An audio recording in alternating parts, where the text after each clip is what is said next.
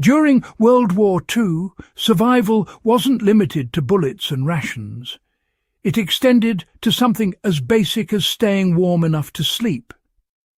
On the Eastern Front, temperatures dropped to -40, and yet soldiers still managed to rest long enough to fight another day. Many of their solutions came from field improvisation, tested by exhaustion and necessity. These weren't luxury methods.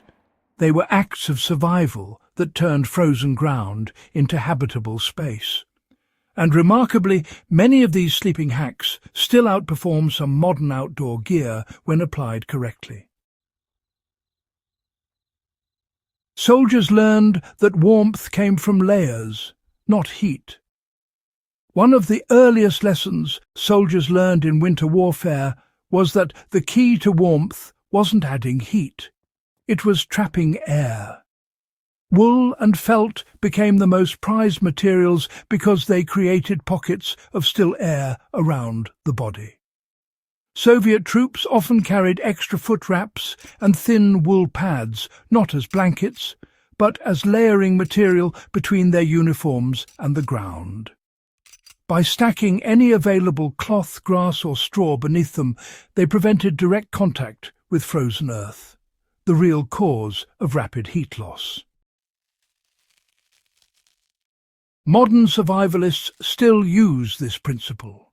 A few layers of dry material beneath the body are worth more than a roaring fire when temperatures drop below freezing.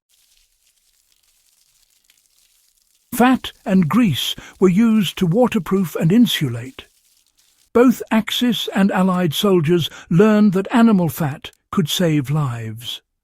Tallow and grease rubbed into wool blankets made them resistant to snow and moisture, helping to preserve body heat. German soldiers on the Eastern Front often coated the lower portion of their greatcoats with grease to stop them from absorbing wet snow while sleeping. The Soviets went further, rubbing candle wax or bacon fat into the fabric of their bedrolls to create a semi-waterproof shell. In today's terms, this was a field-made version of a waxed canvas tarp. Even modern campers, can use beeswax or oil-based balms to create water-resistant layers on cloth or sleeping bags, reviving a wartime trick that didn't rely on plastic or synthetics. Soldiers made their own heated sleeping pads from oil tins. In both the Arctic convoys and the Soviet front, metal oil tins became survival tools. Soldiers filled them with hot coals, ashes or heated stones, then buried them beneath a shallow layer of earth before laying down their bedrolls. The slow heat radiated upward for hours, providing warmth through the night without producing smoke. This was the forerunner to today's heated mats and chemical warmers, except it required nothing more than a fire, some dirt and scrap metal. For anyone camping in cold climates, this same principle can be recreated safely by heating rocks in a fire, wrapping them in cloth, and burying them beneath the sleeping area to radiate gentle warmth. Blankets were turned into sleeping sacks using buttons and twine. Sleeping bags were, pretty scarce on most fronts. Soldiers improvised by sewing buttons or tying cords along the edges of their blankets, turning them into crude but effective sleeping sacks. The goal was to eliminate open-air gaps that drained heat. A tightly wrapped blanket trapped warmth better than multiple loose layers. Field manuals even suggested tying the bottom shut to prevent drafts. The idea still holds. Compact, sealed insulation always beats bulky open bedding. For modern use, any wool blanket can be folded and pinned into a makeshift sleeping sack that rivals many modern designs for heat retention. hay, straw and moss became field insulation. Wherever vegetation was available, soldiers gathered it for bedding. Straw was the most common filler for improvised mattresses. On the Eastern Front, hay was stuffed inside spare shirts, coats or cloth sacks to lift bodies off the frozen soil. In Norway and Finland, moss was preferred because of its natural insulation and ability to stay dry longer.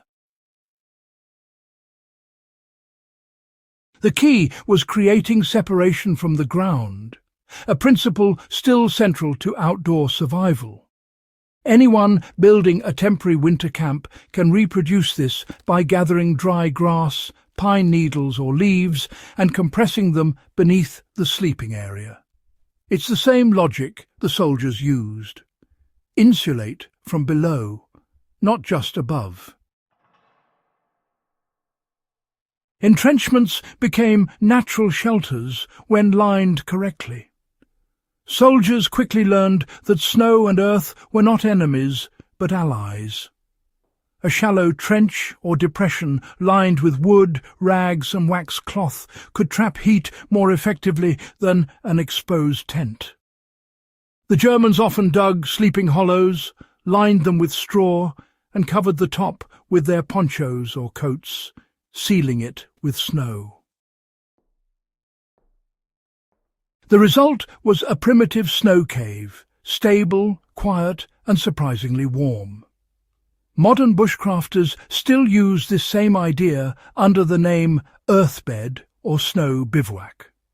The trick lies in sealing every draft point and using your own body heat to raise the temperature of the enclosed space. Wool socks were greased for waterproof warmth. Wool was abundant, but, water was the enemy. Once soaked, wool lost its insulating power.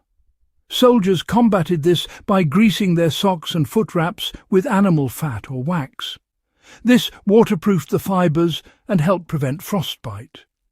The combination of wool and grease formed a natural vapour barrier that kept skin dry and circulation steady. For modern cold-weather travel, this still works. Applying lanolin or beeswax to the outside of wool socks keeps feet dry in snow or slush without relying on synthetic liners. Fires were placed strategically to heat the ground, not the air. Contrary to what many might think, soldiers didn't sleep close to their fires. Instead, they built them upwind and used heat reflection. A well-built fire in a shallow pit radiated heat across the ground, rather than dispersing it into open air. Before sleeping, troops would rake the warm earth flat and cover it with a thin layer of straw or cloth. The residual ground heat could last for hours into the night. This method, known as banking heat, remains one of the most energy-efficient ways to stay warm outdoors without wasting fuel. Exhausted troops used body heat and shared insulation. When conditions turned deadly, soldiers paired up. Sharing body heat wasn't a matter of comfort, but survival. Two soldiers inside a single wrap blanket with one's back to the other could maintain core temperature far longer than sleeping separately. It was a common Soviet army practice during Arctic patrols, and even German manuals acknowledged it. The physics are simple. Two heat sources in one insulated shell slow down energy loss dramatically. Clothing was dried using body warmth, not fires. Wartime soldiers discovered the danger of drying wet clothes near open flames, especially when those clothes were treated with grease or wax. Instead, they learned to sleep with damp garments pressed against their bodies under dry outer layers. The slow body heat dried the fabric overnight without freezing. This wasn't comfortable, but it prevented frostbite and ensured soldiers had at least one dry layer by morning. Lessons that still matter today.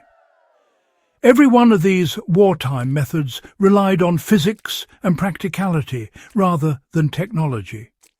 Heat retention, insulation, moisture control, and air trapping.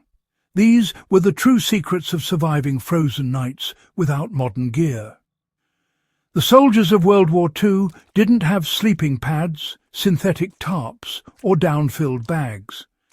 They had wool, grease, and instinct, and they survived some of the harshest winters in recorded warfare with them. For anyone interested in survival history, these techniques are more than trivia. They're a reminder that knowledge outlasts equipment. A well-prepared person can outthink the cold, just as those soldiers did under the worst conditions imaginable. If you value forgotten fieldcraft and wartime ingenuity, subscribe to In the Beginning for more deep dives into lost survival knowledge that still outperforms modern convenience. Share this with a fellow history or survival enthusiast, because sometimes the old ways didn't just work, they worked better.